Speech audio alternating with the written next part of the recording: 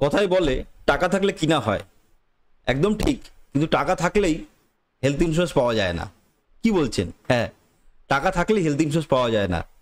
এমন কিছু specific disease আছে যেগুলো আপনার শরীরে শুরু হয়ে গেলে আপনি যত টাকাই দিন কোনো কোম্পানি আপনাকে হেলথ ইন্স্যুরেন্স দেবে না।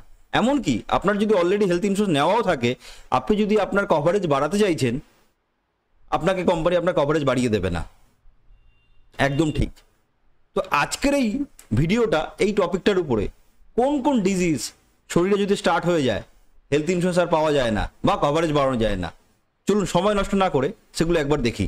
হেলথ ইন্স্যুরেন্স নেওয়ার ব্যাপার আমাকে কেউ জিজ্ঞেস করলে আমি বলি হেলথ ইন্স্যুরেন্স নিন যখন আপনার কোনো রোগ ব্যাধি নেই, যখন আপনি পুরোপুরি সুস্থ। কারণ অনেক কিছু ডিজিজ আছে শরীরে স্টার্ট হয়ে গেলে হেলথ ইন্স্যুরেন্স কোম্পানি আর হেলথ ইন্স্যুরেন্স দেয় না, বা নেওয়া থাকলেও অনেক সময় অনেকে বলে হেলথ ইন্স্যুরেন্স কভারেজটা যতটা কমের মধ্যে হয় ততটা করিয়ে দাও। কিন্তু কমের মধ্যে নিলেও পরবর্তীকালে যদি আমার কভারেজ বেশি প্রয়োজন হয়, যদি আমার শরীরে সেই ডিজিজগুলো স্টার্ট হয়ে যায়, আমি কিন্তু চাইলেও হেলথ ইন্স্যুরেন্সের কভারেজ আর বাড়াতে পারবো না। চলুন দেখে নিই সেই পয়েন্টগুলো যে যে কারণের জন্য হেলথ ইন্স্যুরেন্স না পাওয়া যেতে পারে, বা হেলথ ইন্স্যুরেন্স অলরেডি করা থাকলেও কভারেজ আর বাড়ানো যাবে না, কোম্পানি বাড়িয়ে দেবে না, রিজেক্ট করে দেবে অ্যাপ্লিকেশন। নাম্বার 1 হচ্ছে ক্যান্সার পেশেন্ট যারা, বা ক্যান্সারের যদি কোনো সিমটম ধরা পড়ে, এক্ষেত্রে কিন্তু নতুন পলিসি পাওয়াও যাবে না। আবার যদি অলরেডি পলিসি নেওয়া থাকে সেখানে কিন্তু হেলথ কভারেজও বাড়ানো যাবে না। হার্টের যদি কোনো কমপ্লিকেশন হয় কভার করবে না, পলিসিই পাওয়া যাবে না। থার্ড হচ্ছে যদি কোনো ব্রেন রিলেটেড কোনো ইস্যু হয়, মানে এগুলো খুব মেজর পয়েন্ট। ফোর্থ হচ্ছে যদি একবার স্ট্রোক হয়ে যায়, মাইনার হোক যাই হোক। ফিফথ হচ্ছে যদি ফ্যাটি লিভার গ্রেড 2 বা তার উপরে হয়। সিক্সথ হচ্ছে কিডনি রিলেটেড যদি কোনো প্রবলেম হয়। সেভেন্থ হচ্ছে টিউমার যদি ম্যালিগ্রেন্ট মুডে হয়।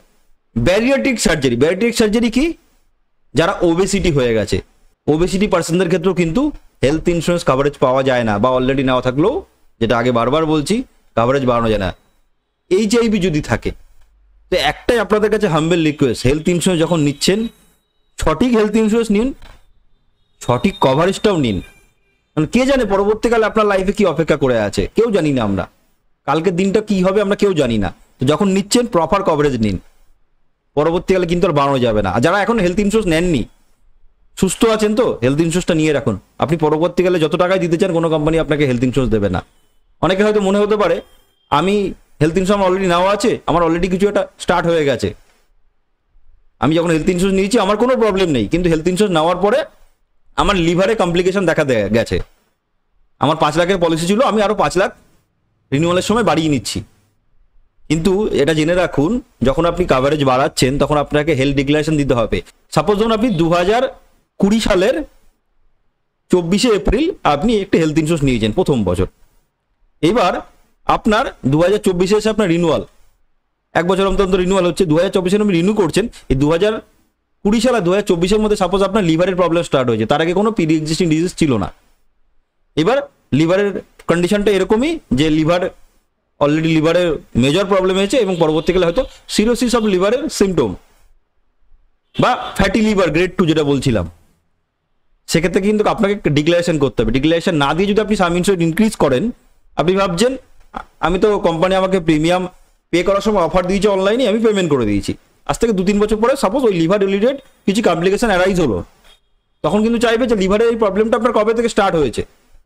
তখন ওই ফার্স্ট কনসালটেশন পেপার কিন্তু প্রডিউস করতে হবে। প্রডিউস করার পরপরই কোম্পানি কিন্তু বলবে যে আপনার যে এক্সিস্টিং হেলথ ইন্স্যুরেন্স কভার ছিল ওই অবধি আপনার লিভার পারপাসে আমরা কভার করব, যেটা পরবর্তীকালে আপনি প্রিমিয়াম দিয়ে বাড়িয়েছেন কভারেজ, সেটা কিন্তু কভার করব না, কারণ এটা আপনি ডিক্লারেশন দিয়ে পলিসিটা নেননি। এটাই কিন্তু রুল। তো সেক্ষেত্রে কিন্তু আপনার কভার করবে না। তো অবশ্যই সঠিক পলিসি নিন, সঠিক কভারেজ নিন। আপনাদের কাছে এই ইনফরমেটিভ ভিডিওটা কেমন লাগলো অবশ্যই কমেন্ট করে জানাবেন। আর যারা চ্যানেলটি এখন অবধি সাবস্ক্রাইব করেননি, সাবস্ক্রাইব করুন।